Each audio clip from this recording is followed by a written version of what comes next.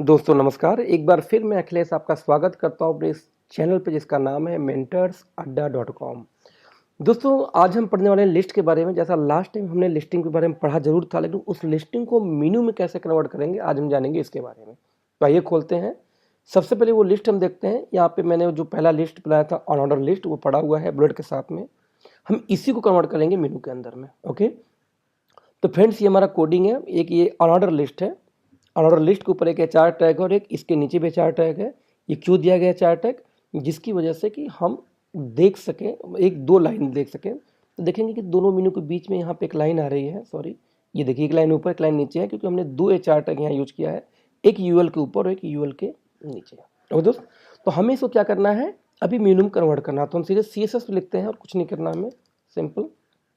हमने क्या लिखा कि जो भी यूएल हो, ठीक है, उस सारे यूएल, जो भी यूएल हो, जो भी यूएल के एलआई हो, उन सारे पे आपको इफेक्ट क्या डालना है? सबसे पहला डालना हमें वो है फ्लोट लेफ्ट। फ्लोट लेफ्ट क्यों? क्योंकि सारे मेनू क्या है, अभी वन बाय वन एक एक अलग अलग लाइन में है, जबकि मेनू हमेशा एक ही लाइन में होता है स्पेस लेके। तो हम पहले फ्लोट लेफ्ट करेंगे कि दूसरे की एक ही लाइन सिंगल लाइन में आ जाए। दूसरा, इसके बाद हमें क्या करना है, हमें काम ये करना है कि बुलेट्स आ रहा है, कभी भी मेनू के आगे जनरली बुलेट्स वगैरह या कोई सिंबल यूज नहीं होता। तो हम यहाँ पे क्या खोलेंगे, यहाँ पे हम करेंगे लिस्ट स्टाइल नन। नन क्यों? क्योंकि हमें बुलेट की जरूरत नहीं है। ओके, ये दो काम करके पहले हम देखते हैं कैसा दिखाई दे रहा है। यदि हम देखें, रिफ्रेश करते हैं, तो यहाँ आप देखें एचटीएमएल पेज पे अपन सड़ गया, क्योंकि उन्होंने फ्लोट लेफ्ट किया था और बुलेट्स दिखाई नहीं दे रहा क्योंकि उन्होंने लिस्ट स्टाइल नन किए थे। बट यहाँ पे नीचे वाला एचआर टैग देखिए इसके साथ में आ गया, क्योंकि उन्होंने फ्लोट लेफ्ट किया, तो ये भी लेफ्ट लाइन हो गया। तो दो काम करेंगे। सबसे पहले इसका हम यूएल के जस्ट बाद हम इसको फ्लोट क्लियर करते हैं। तो मैंने एक तरीका लास्ट टाइम बताया था कि B R space CLER clear all लिख सकते हैं। क्लियर ऑल यानी जितनी भी फ्लोटिंग है सबके सब क्लियर हो जाए। एक काम, जिससे वो क्या होगा कि लाइन अलग हट जाएगा। दूसरा में क्या काम करना है कि आप ध्यान देंगे कि एक दूसरे से चिपका हुआ है, सारी जो भी ये जो लिस्टिंग थी इससे चिपका हुआ है। तो इसको दूर करने के लिए हम एक मार्जिन लगाते हैं कि मार्जिन का जो लेफ्ट साइड में मार्जिन कम से कम आप लगा दो 30 पिक्सल की मार्जिन हो जाए। ओके, 30 पिक्सल की मार्जिन हो जाए। साथ में हम एक बैकग्राउंड कलर यहाँ देते हैं, जिससे में देखने में थोड़ा आसानी होगा। हमने ये बोला कि आप एक ब्लैक कलर का यहाँ पे बैकग्राउंड लगा दो, ठीक है। कमांड एस से हम सेव करते हैं, देखते हैं कैसा दिखाई दे रहा है। रिफ्रेश किया हमने, लाइन देखिए नीचे का आगे ऊपर हो गई। क्योंकि टेक्स्ट ब्लैक था, बैकग्राउंड ब्लैक था, इसलिए ऑब्वियसली वो कुछ दिखाई नहीं दे रहा है। तो हम एक बार इसको आके जो कलर है, कलर को हम इसको करते हैं वाइट। वाइट कमांड से सेव किया, ये देखिए कलर हो गया वाइट इसका जो लिखा हुआ टेक्स्ट। लेकिन ये देखिए मेनू जैसी फीलिंग नहीं आ रही है, तो इसलिए हमें क्या करना है, सबसे पहला हमें काम ये करना है कि इसमें एक विड्थ देनी है। तो विड्थ के लिए हम क्या करेंगे, पैडिंग देंगे। हम पैडिंग देते हैं, हम कहते हैं टॉप और बॉटम 0 रखो, बट लेफ्ट राइट में कम से कम आप दे दो 30 पिक्सल का दे दो आप क्या, एक विड्थ मार्जिन। यानी कमांड एस हमने सेव किया। साथ में एक नया टैग मैं यहाँ पे लिखना चाहूँगा, लाइन हाइट। लाइन हाइट हमने कहा कि आप लाइन हाइट दे दो कम से कम 40 पिक्सल। एग्जाम्पल देते हैं, आगे देखते हैं कैसा दिखाई दे रहा है। आप ये देखें, जिस तरह से एक मेनू किसी वेबसाइट की होती है वो फीलिंग आ गई। लेकिन आपको एक चीज़ ध्यान दीजिए कि जब हम मेनू पे जाते हैं तो वहाँ पे ये जो एरो कर्सर होता है वो एक पंजे के निशान में या क्लिक करने के निशान में चेंज हो कन्वर्ट हो जाए। लेकिन अभी ऐसा नहीं हो रहा है। क्यों? क्योंकि मैंने लास्ट में आपको पढ़ाया था एक बार इसके पहले कि जब आप वो तभी हो पाएगा जब आप किसी भी चीज़ को एंकर टैब में कन्वर्ट करें, लिंक में कन्वर्ट कर रहे हैं।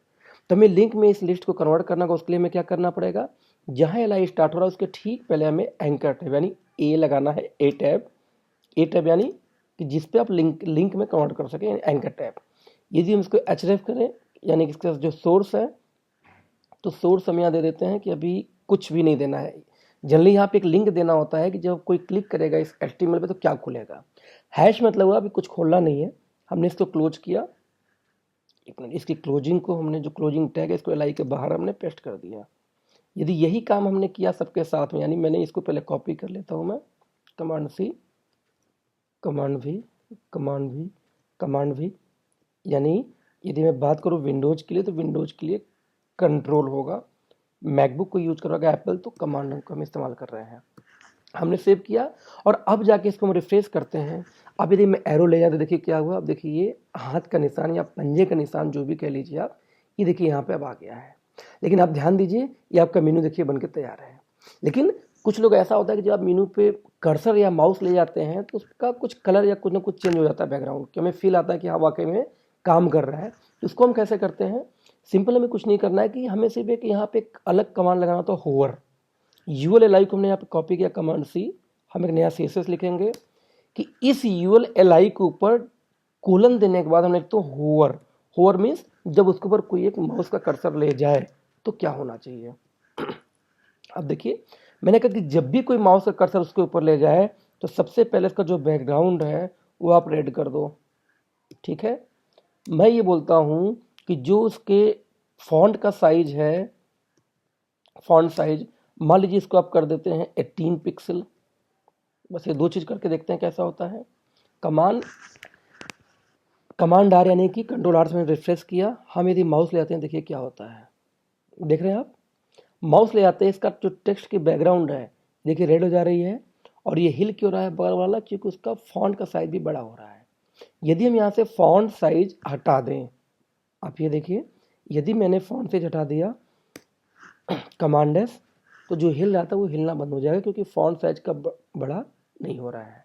वो दोस्तों, तो मेनू बनाना आपको परफेक्टली आ गया होगा। इसको आप बनाइए, प्रैक्टिस करिए, कोई भी दिक्कत आप मुझे करिए। चूँकि मेरी तबीयत ख़राब है, बट आपकी डिमांड की वजह से मैंने वीडियो में बना के अपलोड कर रहा हूँ, तो मेरा गला बैठा हुआ है, जिससे थोड़ा आवाज़ डिस्टर्ब हो सकती है, उसको आप मैनेज करिएगा। दोस्तों थैंक यू सो मच ये वीडियो देखने के लिए। कल हम बात करेंगे नेक्स्ट वीडियो में फॉर्म, कि हम फॉर्म कैसे बनाते हैं। क्योंकि यदि आपने फॉर्म बनाना सीख लिया तो ऑलमोस्ट एक अगला वीडियो के बाद में एचटीएमएल का पार्ट लगभग खत्म होने का कगार पे आ गया है।